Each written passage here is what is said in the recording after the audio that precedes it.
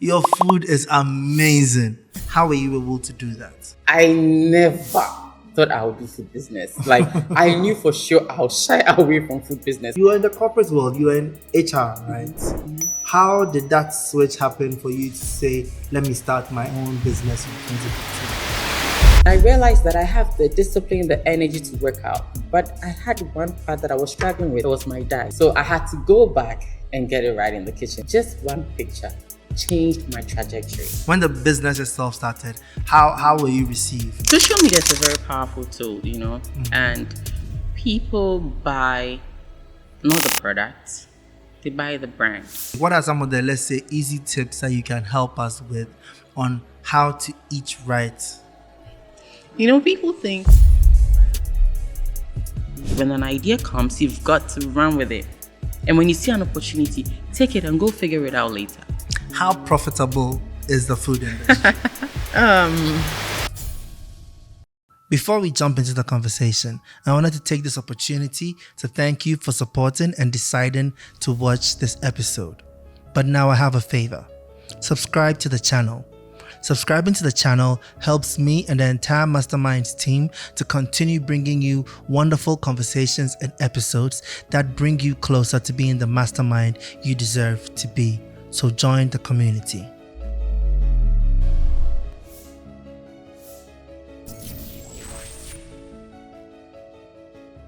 Welcome back to the Masterminds podcast. It's me again, your cute guide on this exciting journey to master your most powerful tool, your mind.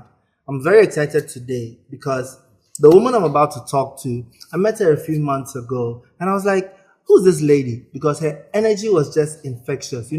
You meet people, most people are trying to network around the world and stuff, but you meet people who are genuinely nice people for no reason whatsoever. They're just nice. Then I started to do some research on her and I saw the business that she does, how she's been able to survive in a competitive industry for over a decade, and she's helping so many people with what she does.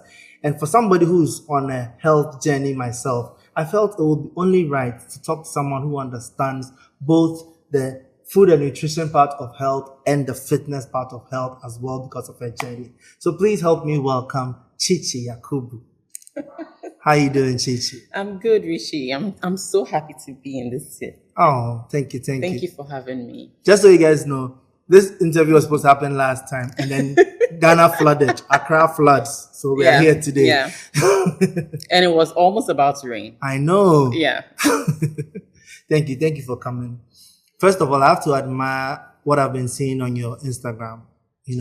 I like people who do two things. The first thing is actually pay attention to their health journey and then also use that to inspire other people. Okay, so you're not just looking out for yourself, you're using yourself as an example for other people. But let's get to know you a little well before I jump right in. Okay. So how did Nyonyo Essential start? Because you were in the corporate world, you were in HR, right? How did that switch happen for you to say, let me start my own business in 2015? There's this thing that we often hear a lot of people talk about, that they started businesses based on passion. I never fully understood what it is till quite recently. And I was like, what is passion? It's what keeps you up at night, what you cannot help thinking about, or a solution you figured, or a hack you've seen that people actually need because probably you have used it on yourself. You've seen that truly it works. And you realize that, oh my goodness, I could probably help other people as well. And that was it for me as well. It was a personal journey, not to venture into business. Because if I ever wanted to go into food industry, I think I should have been in the industry close to maybe 2 decades. Because as long as I can remember, all I know is food business. My grandmother, did catering for a living, passed on to my mom, not as a legacy, but something that my mom saw and realized that I also could possibly do this for myself. Yeah. So it's not a transgenerational business in the sense of our food story. It's more like, I saw my mom do it. I'm not working with my mom, but I could also do it because I learned on the job, whether I liked it or not, because after work or after school, my mom ended up supporting my grandmother. And it was the same thing with me. And in my case, it was even more wild because we were living upstairs and downstairs was where my mom's job was happening. So there is no way you can get through to your room without going through downstairs, whether you like it or not. you are part of the food business. So it rubbed off me. I understood food, but Richie, I'm telling you, like, no fluff, no cap.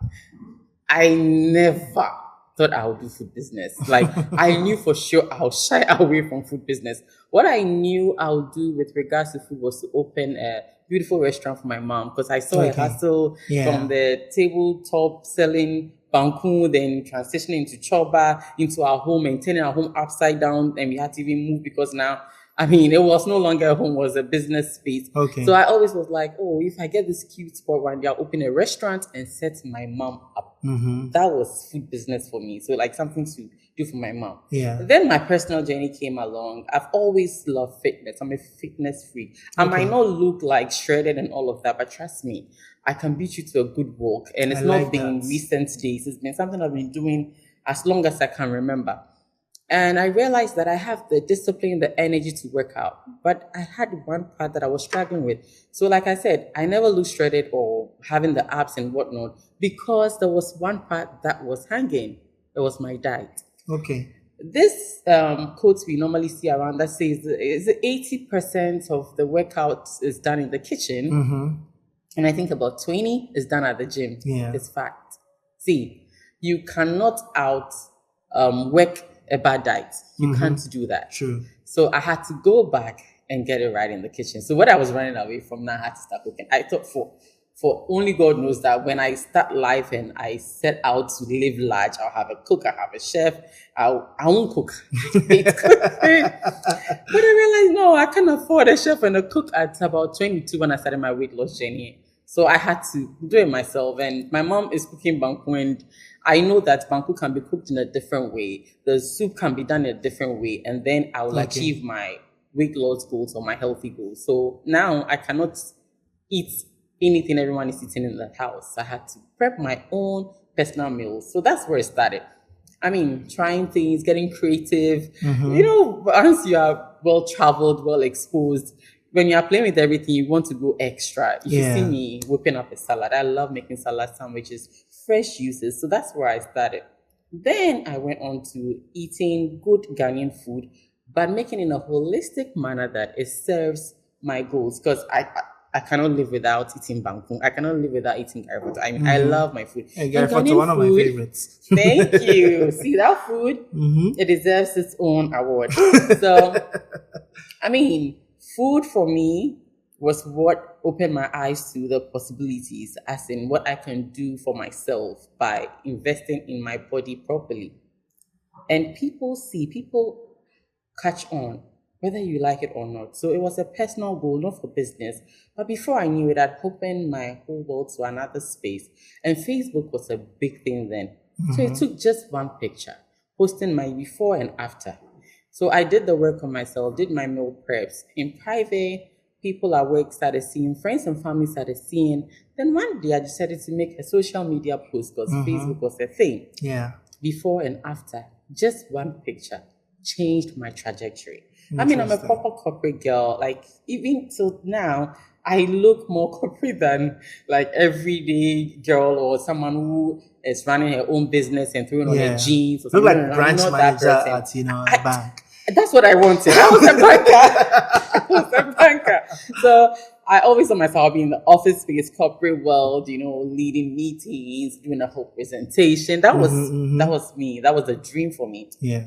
And the picture just changed the whole story by an invitation to a show by Gifty Auntie. I'm like, hey, and to discuss healthy life changes, weight loss. And who was on the panel? Jessica. I was like, oh, okay, I'm doing something. Because at the time, she was also on a weight loss journey. So they invited the two of us. We sat down. She shared her part more about the workout day. I shared my part about going back into the kitchen and just making some few changes with the Ghanaian foods I love and adding on more veggies, fruits. Ghanaians, we don't like our vegetables. Just incorporating all this stuff. Like me. You're not alone. So just adding all of those things actually got me the opportunity to sit on a panel with, renowned people like Jessica, Gifty Auntie. I'm like, what am I going to say? But the conversation was so beautiful. It ended up by Gifty Auntie actually asking me, Ohineri Gifty Auntie, I love that woman today. Shout out to you for seeing me. And she asked, "Do you do this? Would you do it for me or something?" And I said, "Yeah, actually, yes, I can. I'm launching a business." Yeah, I saw the opportunity. Okay. You know what? Don't miss opportunities, because by then I've done the work on myself. I've seen that it works. And I have my recipes already at hand. And this is an opportunity. I have the audience, a live broadcast show of women who are also on the same journey or who actually want to shed some weight. This is an audience. This is a client. These are the people I'm looking for.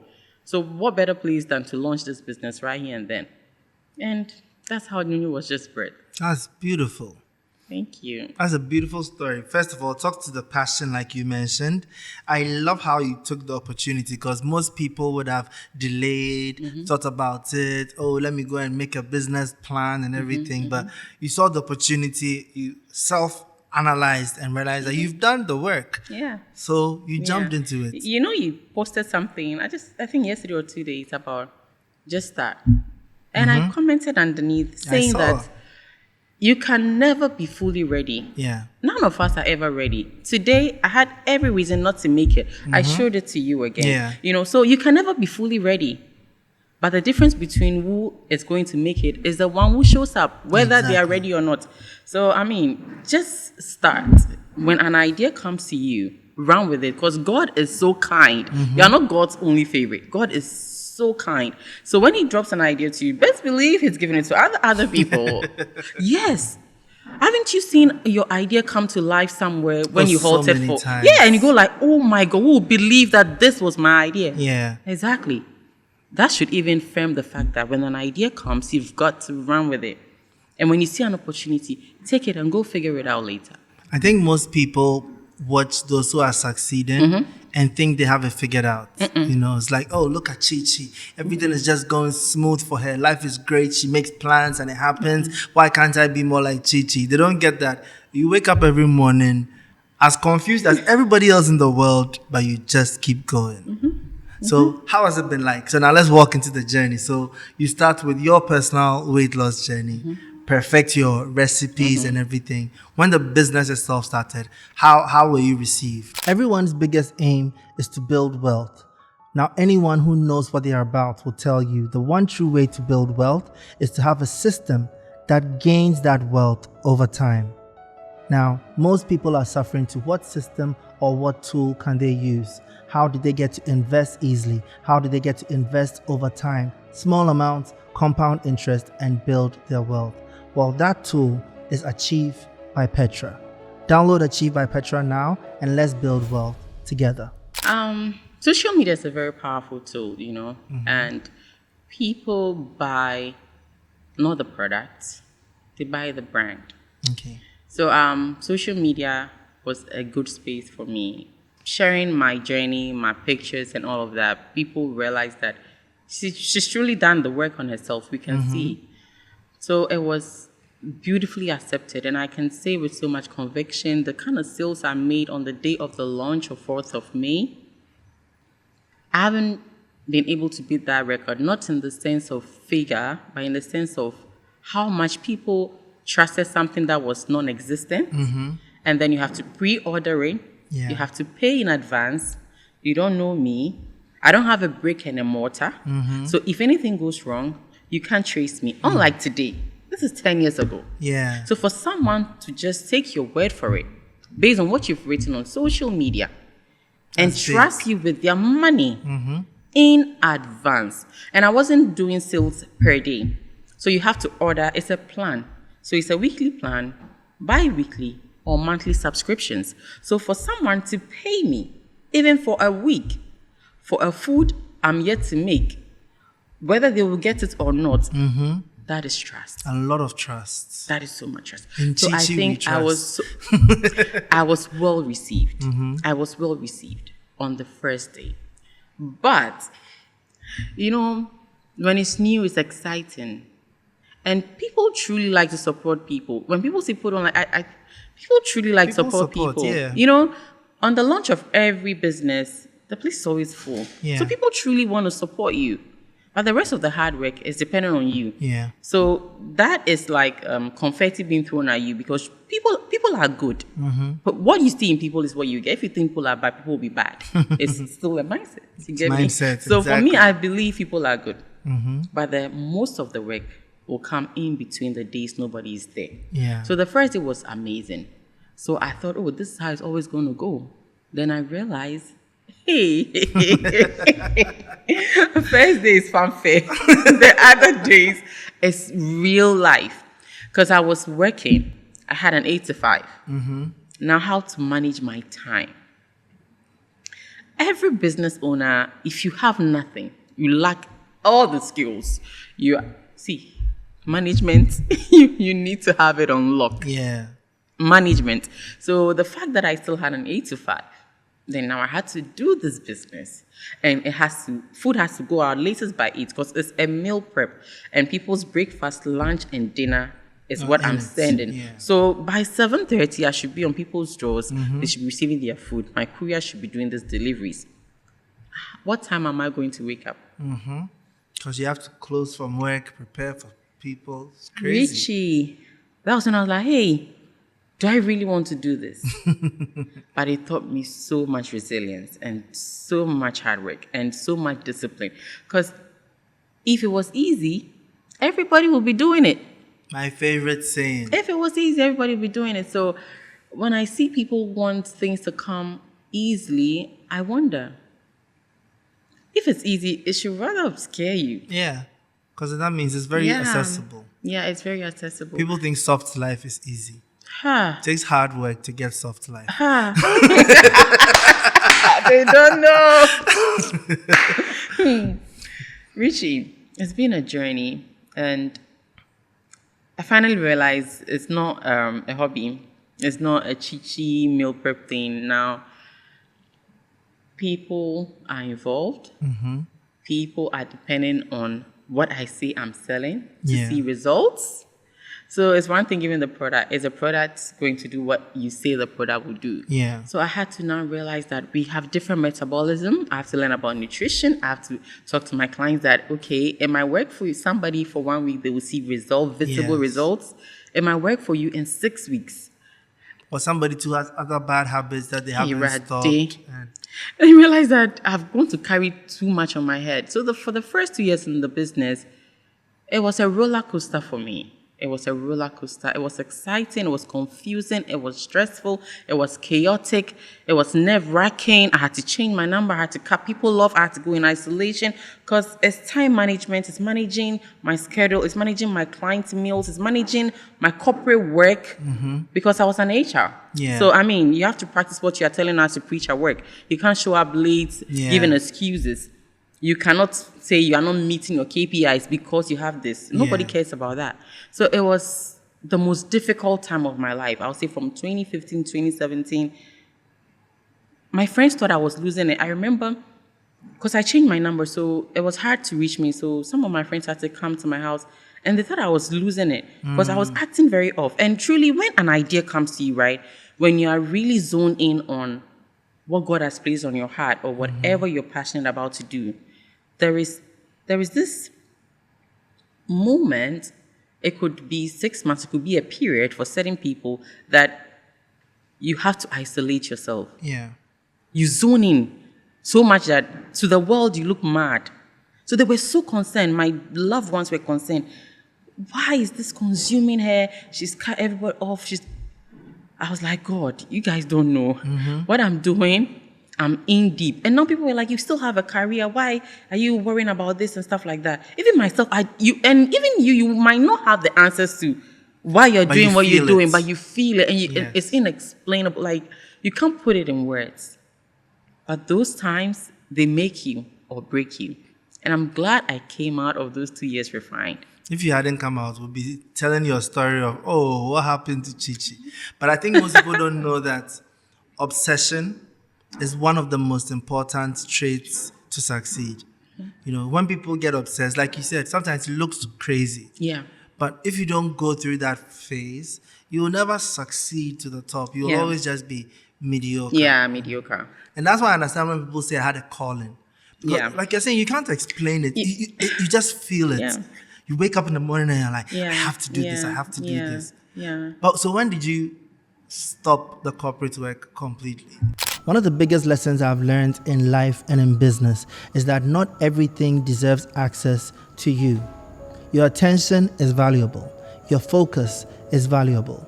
And in this world full of noise and distraction, the ability to control your world is your true power. Lynx Reverb was designed for premium sound, complete silence, and amazing clarity. So head to any CompuGhana shop or to our website, lynxelectronics.com, down in the description, and grab yourself a headset now. Lynx Reverb, now that's clarity. 2.5 years in, I just knew I had to. I realized this is truly what I was prepared for. This is why my mom had a choba. This is why my grandmother did food for a living. This is why, whether I liked it or not, I was still supporting my mom because she didn't ask me, she didn't force me to, but I will still do it. Those years were preparation I didn't even know. And I understand food. Who better than me? You know? Sometimes we're always looking for somebody else to do the thing that we are called to do. Yeah, because at the time, I was looking down upon it. That's why maybe I didn't want to do it, because there were remarks like, oh, you have a proper job. And they'll say it in this, when they say it in Chika, it pisses me. Oh, person ko to Johnny. Oh, Richie. Yeah. Person ko to This derogatory way. Yeah. And then it's so constant. I'm like, yes, I want to sell food. Food, good food, like, not just any food. Isn't food one of the most important things in the world?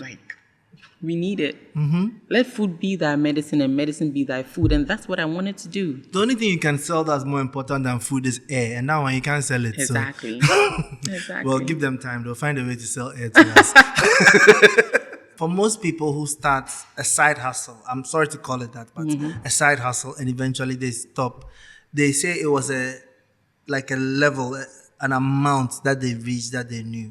For you, was it about, okay, I'm finally making enough to take this on full time, or was it more of a career and growth decision?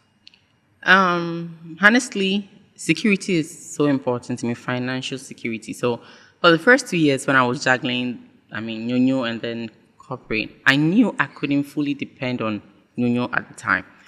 But when I realized that this is actually a business, it's no longer a side hustle, I could really make so much out of this and no longer have to do meal prep. I could actually cater to the everyday Ghanaian, the corporate Ghanaian, social events, because food is a big part of our story as Ghanaians. You know, it's a big part of our culture, and to promote healthy living and healthy eating, I can't only be doing salads, juices, smoothies. Yeah. The Ghanaian palate is not used to just that. So how can I do it on a larger scale where jollof can be eaten and is still very yummy and healthy?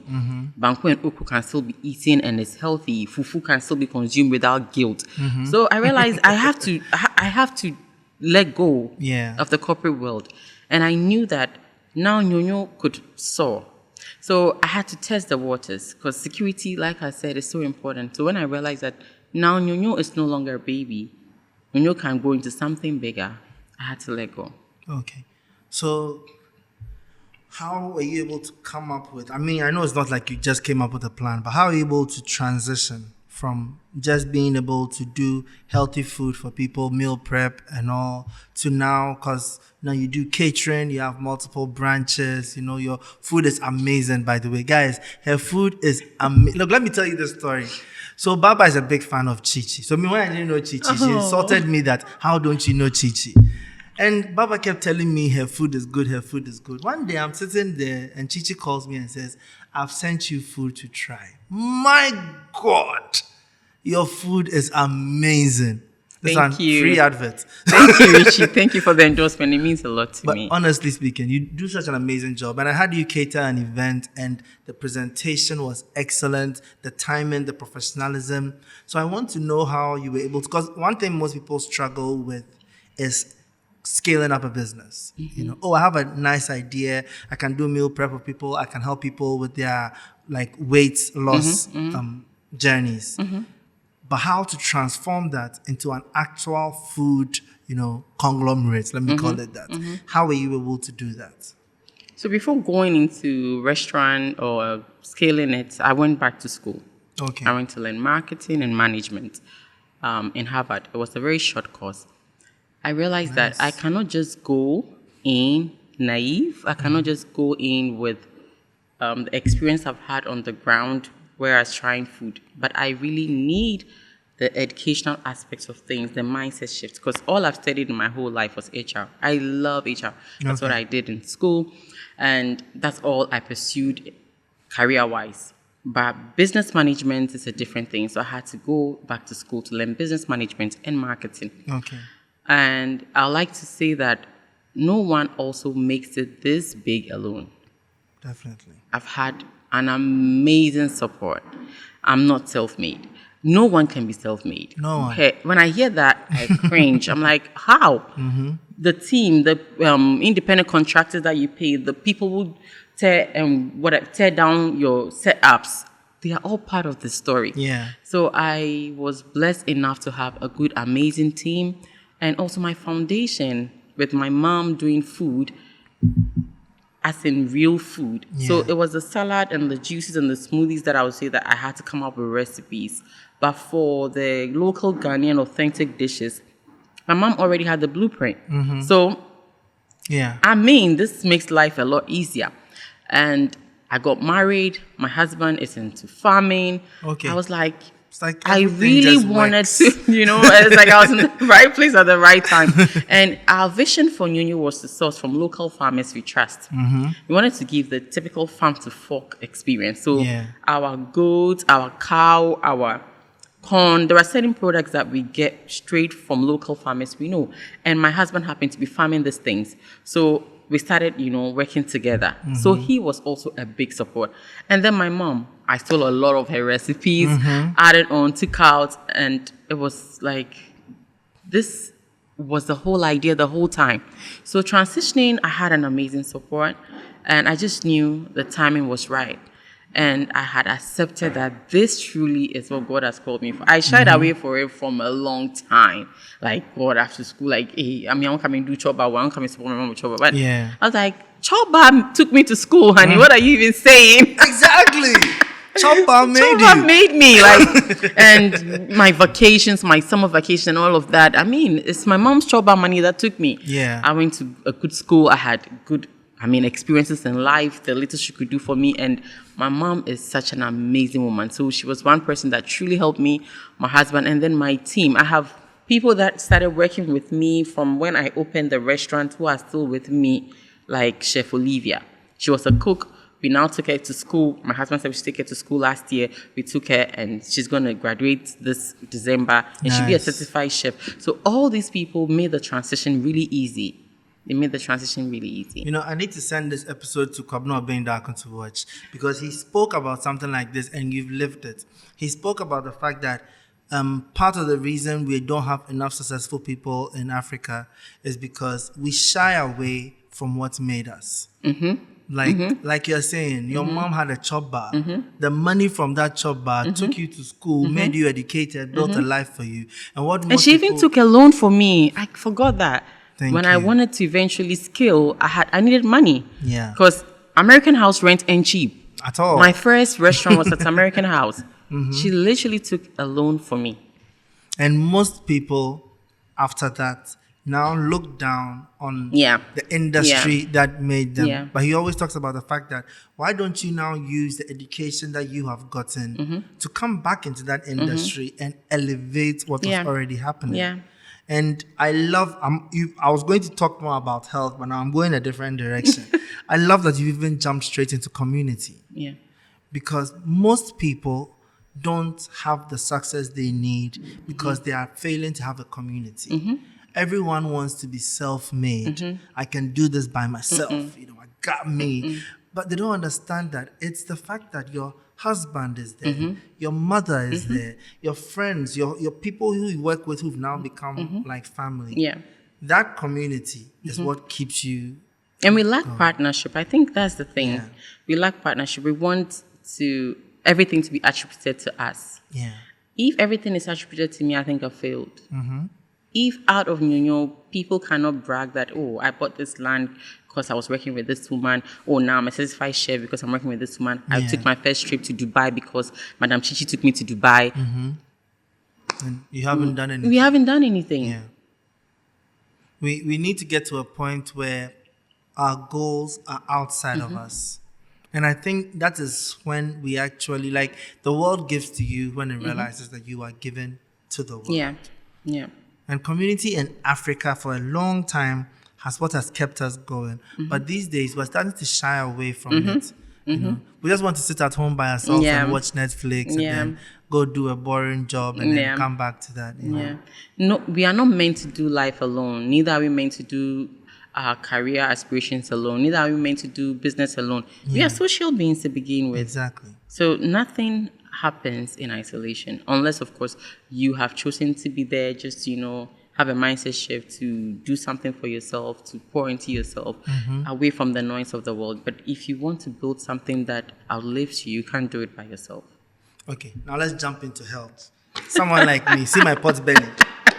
I know the camera is not showing it as much, but it's a pot belly. What are the right steps to take? What are some of the, let's say, easy tips that you can help us with on how to eat right? People think eating right is eating less. So you realize a lot of people say, oh, I only eat once. How am I gaining weight? Once, but what is on the plate? What time are you eating it? All those factors actually matter. So it's about spacing your timing of your meals and also your portion control and what your plate looks like. So you see a typical Ghanaian plate, a lot of rice, then some one protein, and typically no vegetable. That is not healthy. So you need, for a balanced meal, you need to have your vegetables in there, you need to have your proteins in there, you need to have your carbohydrates in there, you need to have some legumes in there. That is a balanced meal. So when I hear people saying that I've even stopped eating rice entirely, I'm no longer eating fufu, no, that's not the way. It's not sustainable because we grew up on this. Unless you grew up on other things like salads and stuff like that, then maybe you can do it for because you will miss your fufu. You will miss it. So you have to find a way to eat good portions at good times. You don't have to eat, let's say, 8 p.m. and then you are in bed by 9:30 watching or snooping on social media. No. After every meal at night, if you can, at least a good 20 minutes walk around your house. People say, oh, my area cannot. Around your house, start with what you have. Just walk around your house, and that will go a long way. When I hear people saying, oh, I can't afford a gym and all of that, God is so wise, eh? He gave us 2 legs. These legs, know, right? You can walk without ever going to the gym, and you'll be as fit as a fiddle. So walking is something that I always tell anyone who's asked me, oh, I can't go to the gym, I can't afford a gym, or my time will not permit me to go to the gym. Walk around your house. If you have a stairs, just go up and down the stairs, time it. And watch your body thank you. Watch your brain thank you. Even the way you think when you are living a fit farm life is different from the way it affects you. It shifts something within you. Your ideas, even the way ideas come to you when you are going on a walk. Try it. My best ideas come when I'm on a walk. Very true. When you're alone with your thoughts and just walking. Oh my goodness. So normally I even leave my phone in the house when I'm going on my walk so that no disturbance, just me and my thoughts. It's like an idea factory when you go out there to just walk and just hear yourself. So let's start by walking. Don't complicate workout. Don't complicate healthy living. Simplify it. Work with what you have. I think that word is important. Simplify it. We forget that a lot of the things we want to do, they're actually very simple. It's not easy. It's not easy. But it's very simple. So the simpler you make it, then maybe you can do it. Like if you say, okay, every day I'll walk start with 10 minutes. Then in a week, oh, now I'm doing 20 minutes. Next 3 weeks, Yeah. you see you're doing an hour. Then one day, you're walking a marathon without even noticing it. But when you say, oh, day one, I'm going to do deadlifts and then go to the gym and then go and play this and do that, it becomes too much and you can't keep up. Yeah, whoever said little drops of water makes a mighty ocean, I mean, they knew what they were saying. You just have to start small. Yeah. And then you build up and it compounds. So what do you think about intermittent fasting? This one I'm asking for me. Intermittent fasting, see, I'm not the expert, but I would say when intermittent fasting is like a fast track thing, for me, it's not sustainable. So maybe you have a goal, you have something. I'll use myself and typical examples when I do intermittent fasting. Please don't say I'm vain. So like I have an outfit I really want to fit into. I'm going somewhere. You can do a good intermittent fasting within 2 weeks and you shed all the weight. Okay. So it's really fast to see results, but it's not a long-term sustainable something. So let's say someone wants to stop gluttony or stop eating too much. You can start from intermittent fasting just so that your body will adapt and go into ketosis, and then you can burn the fat faster. Then after that, maybe the first 2 weeks, then you transition into maybe eating twice in a day. Then you build on to having your real 3 square meals a day, depending on the portions you are having. A breakfast shouldn't be a big thing. Just 2 bananas is breakfast for me. Just 2 bananas is breakfast for me. Okay. Then lunch, I have my proper meal. I'll have my Ghana fried jollof. I'll have my grilled chicken. I'll have my salad with coleslaw. I'll eat what I'm truly craving for. Yeah. Then in the evening, I eat into something lighter. It could be a quick salad, a bowl of salad. It could even be, I want realistic examples that you don't have to overthink it. Oats. Yeah. And you are good. So we need to simplify things. But intermittent fasting is just the fast way of, seeing results. I've been doing it for some years now. But so what I do is my intermittent fasting, I have the standard one, which is from 10 a.m. to 6 p.m. And that's quite normal to do. It's very normal. Because we tend to eat around 2. Yes. 2 to 3. And then it can sustain you. Exactly. Yeah. Once I started the intermittent fasting, I realized it's actually all just in the mind, because there are days, let's say I have work and I won't eat until 3 p.m. And I may not eat the rest of the day.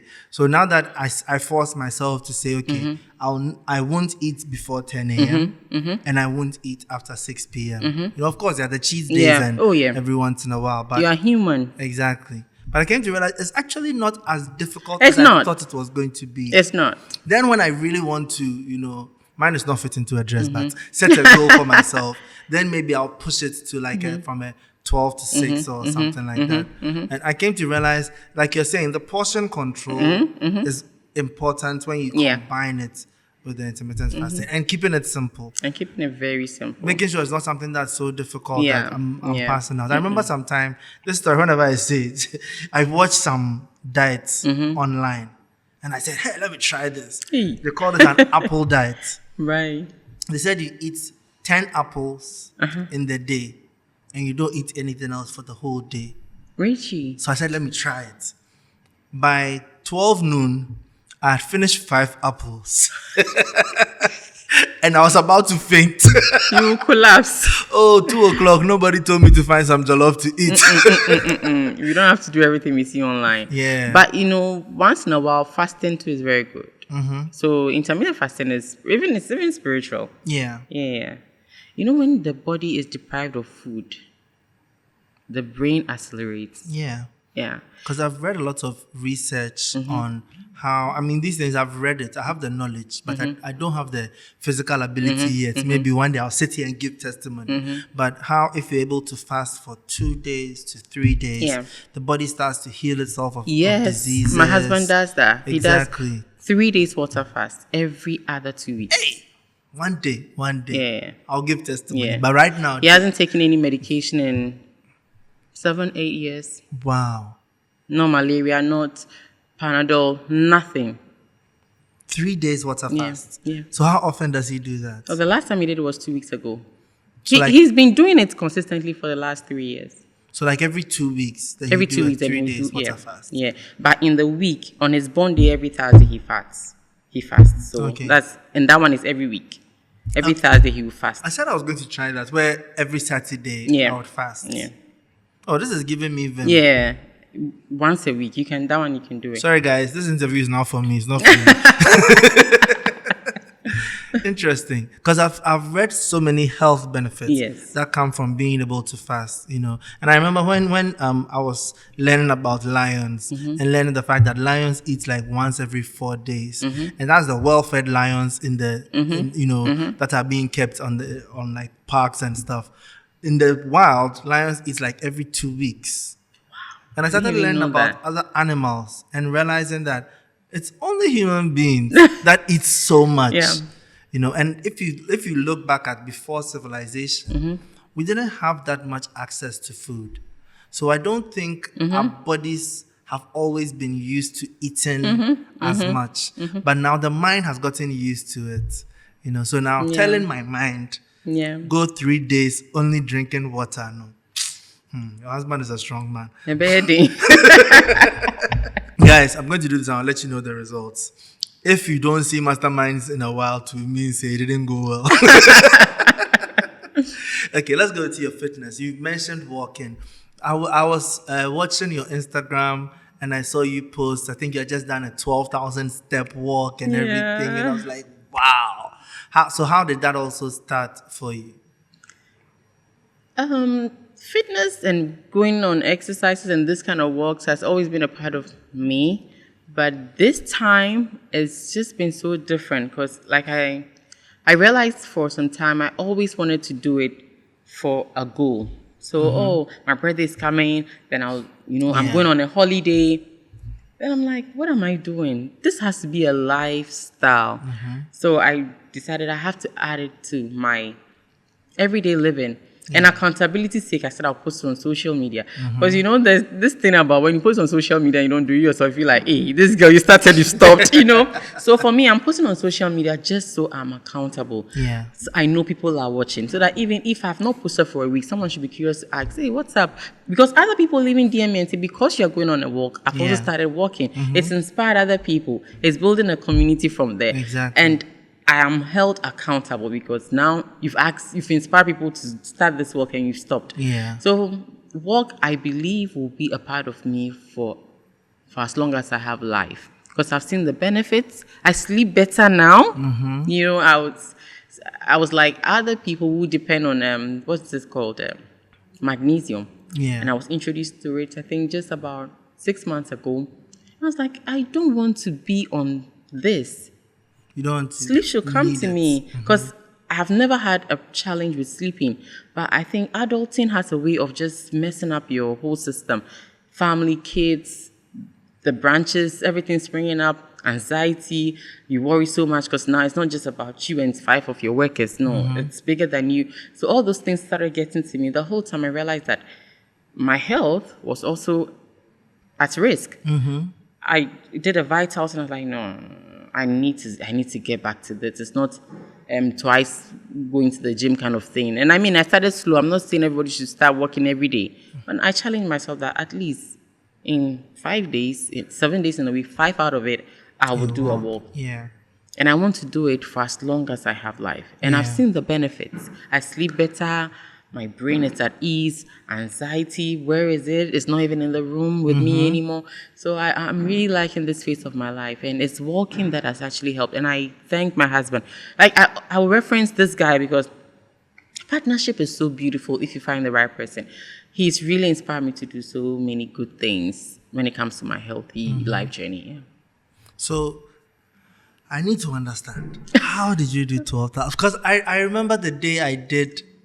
I can give you exactly 7,700 steps in one walk. And I was feeling so proud of myself. And then I saw you do 12,000. I was like, I need to go further. Yeah. Like, how were you able to keep consistent? Because that's the most important part. Anything can be achieved if you stay consistent. So how were you able to stay so consistent that you can now do that easily? I remember the very first day, and I made a post about it when I started walking again. So I joined 2 friends at Legon campus, and they do 14,000 in one walk. Nice. I did about 5,000. I was like, guys, I stopped an Uber. I stopped an Uber and went back to where we parked and waited for them. I had to wait for them close to an hour and a half for them to join me. And I like challenges. I felt so embarrassed that I couldn't finish. But I know I will keep at it. And also, community is beautiful. Yeah. Then the next Saturday, before I could look at my phone, Farouk has already woken up and said, Bigga is calling us. Bigga was the guy who went for the walk with, and Bigga won't let you stop. So sometimes you need to find people that will hold you accountable and people that have started their journey way before you that will tell you, cheer you on and say, we can do it. Yeah. So Bigga will not take no. So you need that friend. True. You need that friend that takes no for an answer. Bigga will ensure you are there. Oh, so we nice. went again. And before I knew it, day in, day out, and I had these people that I'm working with. Now you are the one lagging us behind. You are the one dragging the whole process. So you have to. So now when we are done with the Saturday, I have Monday to Friday window to, build momentum. And get so I'll ready be doing for my work to Saturday. get ready for Saturday and surprise them. It's like you're doing homework. I have to surprise these guys. Yeah. So that truly has helped me keep at it. And now I can do 14,000 in a day. So even the 12,000 is Oh, old news. it's old news. Oh. Please, one day I'll come and work with you. You should join us. I'll wait. When I reach 11,000, then I'll come and join you. Because right now, dear. But I want you to talk about the mental part of fitness. A lot of people are going through depression, anxiety, mood swings, and they've never been told that the correlation between having a fit body and a fit mind. Walking is therapy. Unpaid therapy is the cheapest form of therapy for me. And I know other people who can actually attest to this. I am yet to meet anyone who has come back from a walk in a bad state or worse than they went. It really lightens your mood. You should try it. Anyone listening, just give it a try. When something is very heavy on your mind, go for a walk. Take time off and just walk it out. And you realize that for some reason, it helps you, it eases your brain, it stabilizes you, and you realize that, you can figure it out. And even on the walk, if it's something that you're struggling with, if it's something that you are unable to get your head around, solutions will come. Walk is very therapeutic. You should try it. Everyone needs to go for a walk.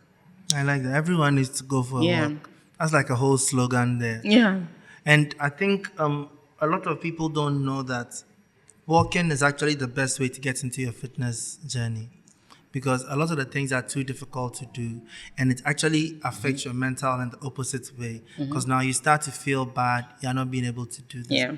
But when you're walking, it's just a relief. Yeah. And that fresh air on your Yeah. face. On your face. Yeah. That was a moment. Okay, now let's talk about something I saw you post a while back. You posted something about coming out of not being okay. Let's talk about it. I want to understand, first of all, what you were going through and how you were able to keep going even though you were going through it. That post really gained so much traction. And before I share anything, I'm an open book. I have been through trying to conceive journey.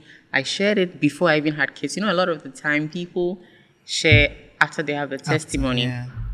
But I realized in doing so, a lot of people feel like no one is going through anything. But I was showing up. I was building a business at a time, and everything seemed to look okay. You've gone to school. You have good community. You've married your college sweetheart. What could go wrong? So I took a personal decision to just share the not so great, because we are also accustomed to posting the highlights. And those watching, those we are inspiring, they beat themselves to it sometimes because they feel like Chichi always has it good. So I decided I'll use my social media for something different, because everybody can post, I just got the new car, I just got the new house. I've moved into a new house close to some weeks now. I haven't written anything about it, because for me, show us something real, show us something raw, not picture perfect, not the edited, filtered life. Show us something that we can relate to. Not to say that people cannot relate to good news. People can relate to good news, but sometimes let people on the other side know that we show up regardless. So don't have a victim mindset when you're going through your own personal challenges and just feel as though the world is coming to an end. Because there are people that when they're going through things, everybody around them will go through it with them. They are nasty. They are not warm. Everything is just like, please, not today. But I want people to understand that there is this saying that to get a testimony, you need to have a test. Exactly. So how do you want all the good things without going through it? Even look at how the day comes. Before we transition, we have a very dark hour before dawn, before sunrise, then sunset, then it gets dark again.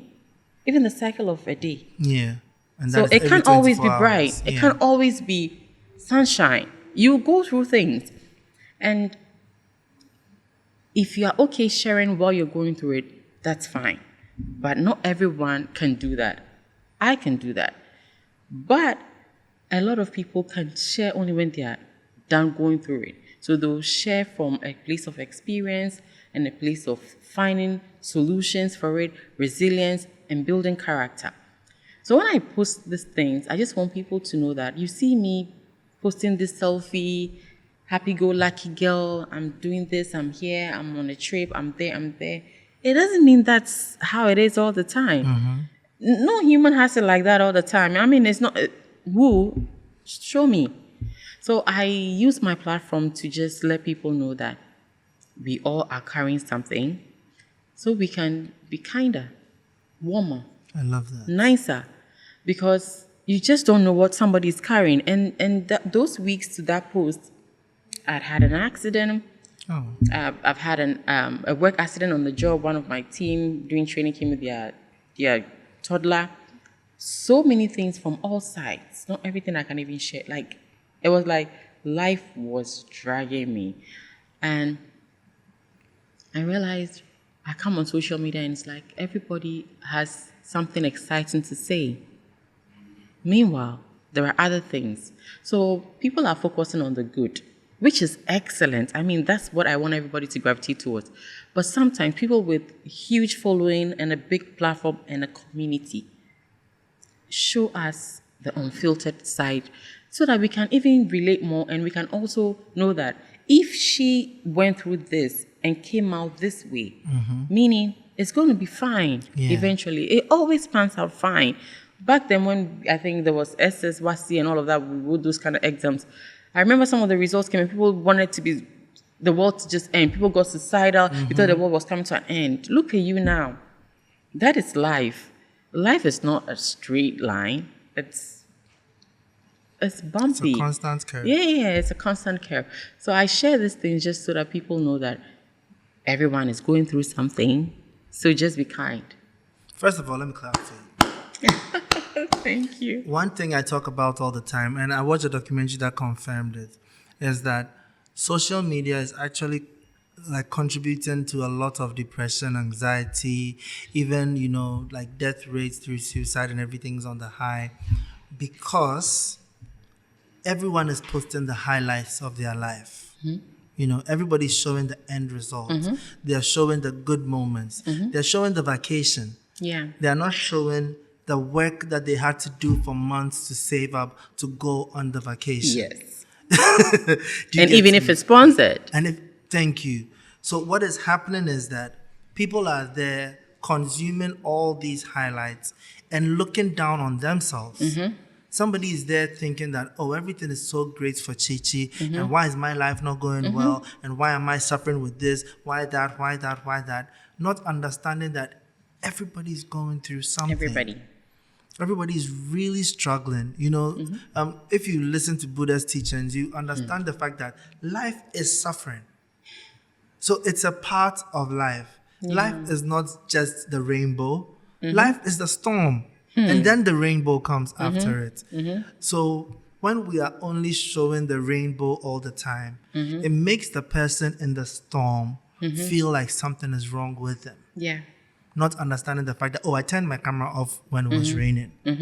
So sometimes let's show that too. Yeah. And I love how you say it will make people kinder and warmer. Because social media has become such a ground for bullying. Where people are so mean, antagonistic, like angry all the time, hateful comments. And it's all because they think everything is rosy. You know, somebody is watching you, somebody is watching me, and they really think our lives are just perfect. And their life isn't. Yeah, so they are triggered. They're triggered. I saw something and I was so sad. I saw Cristiano Ronaldo being like leaving the World Cup, and this is his last World Cup, and he was crying. And I saw hateful comments under that. People insulting him, people laughing at him. And I'm thinking, why?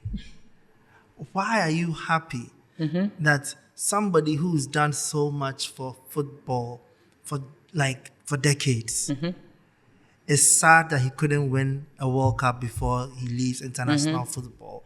And you are happy and you are insulting him and saying all these things. And the reason is, anytime you look at Ronaldo, anytime Ronaldo posts, it's glory. It's after scoring goals. It's after winning a championship. Yeah. It's after doing this. You look at Georgina's life, and it's vacation after vacation. Everything is just beautiful. When you hear the fact that he's making $4.4 million a week, it's like, hey. So all you see is the beautiful parts. You don't see the training. You don't see the depression from the days things are not going well. You don't see when he was growing up and there wasn't food at home. You don't see what his mother feels like. You don't see when his dad passed away and he still had to keep going. Nobody sees those parts. So you look at the person and now you are happy when something goes wrong. Yeah. Not understanding that everybody has something going wrong With them. every single day. I love seeing you post that. My first thought when I saw it was I was concerned. So I checked on you. Yeah, you did. And then I realized, okay, she's good. I'm so good. She's good in a way of, I am not okay, but I'm okay with that. Exactly. Because it can be always good. Yes. And I love that. And I just imagined how many people who follow you, who are inspired by you, who would watch that post and smile thinking that I can be okay too. Yeah. It's a choice. Yeah. Happiness is a choice. You choose to be happy. I know. Like, you know, we have all the ingredients to be happy in our brain, right? It has all the right hormones to release for us to be brain. It just chooses not to. Yeah, we turn it off. So what advice would you have for people who are going through it and really don't think there's a way out for them? It's not over until it's over. So once you're here, you're breathing, God has a plan for you. I know this sounds spiritual and cliche, but it's true. There is so much hope for the living. So once you're alive, just know that better days are ahead. So don't wallow in self-pity. But you can go through all the emotions as well. And it's okay not to be okay. I just want to borrow your words. Yeah. And stay grounded. And keep showing up, because the darkest hour, at your lowest, you are either building character, you are building resilience, and it's all part of the bigger picture. How boring would your story be if it was all roses? You won't even be called for an interview. You don't have a story to tell. No. Before I let you run away. Now I want to know, this one I'm asking for me again. It's like I'm being very selfish today. How profitable is the food industry? It's decent. It's decent. It's Just decent. decent. It is Are decent. you sure, Chichi? You're balling, no? I'm not Soft balling. The balling I want to ball, I don't catch. If I catch you, go here around. Is it on Instagram you are on? You will see. It's decent. It's decent. It's decent, yeah. So if somebody is trying to enter the food industry right now, they have the skills. Is it an industry you would advise people should come into? you have to come ready. Okay. You know, it's very competitive. Like after every kilometer, there's a restaurant, isn't Yeah. it? So you have to come ready and come with something slightly different because food is the base, so it's going to be food. But the service, the approach, come with something different, something that you think the industry is lacking, and definitely you stand out. Okay. Because like you, for instance, that's what helped you. The fact that It'll set you apart. exactly. Interesting. But how did you also handle the fact that, when you are doing weight loss, right? When it comes to food, I'm judging you based on the taste of your food. So let's say, like I said, your food is good. So I know I can buy your food. But when you are dealing with an industry like weight loss, the person is also judging you based on results that you cannot control. How do you deal with that? Can you take the question again? So let's say, like, the fact that you're putting me on a meal plan. I've way past that. I no longer do meal preps. This is 8 years ago. No, so what I mean by that is like the reason I would come to Nyonyo Essentials is the guarantee that your food is healthier. Right. Do you get me? So instead of going to eat my regular jollof from this place that I know they're probably not using the right oils and this, even though I really like the taste, I'm coming to Nyonyo because I'll lose my pot belly eventually. So now I've put some extra layer of pressure on you to deliver. Yeah. How do you deal with that kind of, because people can be stubborn. Yeah, people can, and you can't satisfy everybody. Yes. So there are people that will still have issues with it.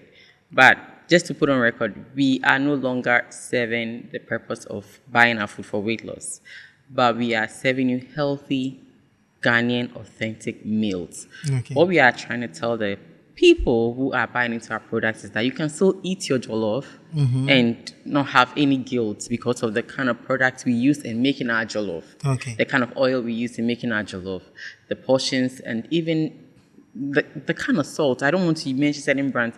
The things that go into the food, you can trust that when you come to Nyonyo, you are safe. Okay. And with that, I also want to say that eating Nyonyo is one part of the job. Yeah. But how much you consume of Nyonyo is dependent on you. So your portion control is very important. I still eat my lunch from Nyonyo every day, Monday to Friday. Fridays I eat my watch because we have daily specials. So every day I have what I want that might not have on other days. But my portion, my plates of Nyonyo might look different from your plates of Nyonyo. So work on your portions. But you can definitely eat Nyonyo when you're on any weight loss goal.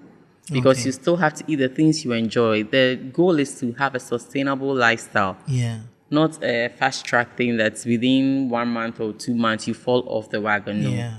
But with our meals, you're going to eat the things you love, the things you grow up eating, and at the same time, you're going to meet your healthy goals. Okay. But you have to work on the portions. If our pack of meal is so generous, I don't know if you've seen the pack of Nyonyo. It's so generous. I have people take a picture and go like, hey, I couldn't even eat all. I'll have some the next day. That is what portion control. Okay. But the person who decides to finish it all in 5 minutes, wow, awesome. I think I asked that question because sometimes I wonder and worry about that, because the purpose of Masterminds is to give people knowledge for them to use to better their lives. And sometimes I wonder, how do I help the person who I don't see? Because I may give you the information, but you need to use it in your life. So sometimes I feel like, is there a way to be able to help that person after giving them the information? Because it comes to like yours, like you've given them the healthier food, but you are not at home with them. The doing is you. Because now if they eat 3 packs of Nyonyo, we can give you the manual, but if you don't read it to fully understand and to apply it. Yeah. So I think Sorry. it's about understanding that your responsibility is half the journey. Yeah. The other half depends on the person. Okay. My last question for you. This one too is for me. Hey, you there, I'm wearing you. Your clients, a lot of people do this and they are serving some neighborhood place and this office next to my house. Your clients, let me look. When I was researching, MTN, Cocoa Board, National Petroleum Authority. Like you are handling the big dogs. 2, 1, how are you able to get such top clients? And 2, what are the steps you take to maintain them? Because landing and maintaining are two different things. Word of mouth is powerful, and referral is something that I wish for every business owner. You can run all forms of arts, all forms of marketing. If the product cannot sell itself, if your customers are not willing to tell the next person about your services, then you're doing something wrong. But if the product is so good, trust me, people will want everyone to know about it. Think about it this way. When you try something, and it's good, or it exceeds your expectations, you are likely moved to call your friend, even immediately. Charlie, I go here, the thing bio. Hey, the guys, hey, even I expected this, but it was beyond that, isn't it? So for us, every client we've landed is because the previous client we served, we exceeded their expectations. We under-promise and over-deliver. Now, we leave everything on you, and you become a walking billboard and an ambassador.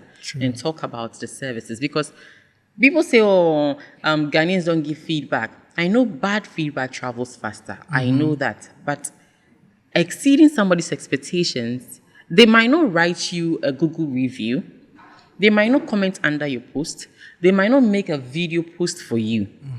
But trust me, when they are at a table and the conversation comes up and the services requires you, they will bank on you. Very true. And also it's their reputation. So they will bank on who they can trust, can deliver, and even over-deliver. So time and time again, anytime we've had any experience, we call it experience because all our social events is to deliver an experience. The product is one thing, but how our staff made you feel, the date, the setup, how we spoke to even the event planner, the communication from the logistics team, from the chefs arriving on site, the outlook, what they are wearing. Are we invisible or we've taken over the event? That also matters. No, because the service we are rendering, we are part of the event, but we shouldn't make it about us. That is what we are selling.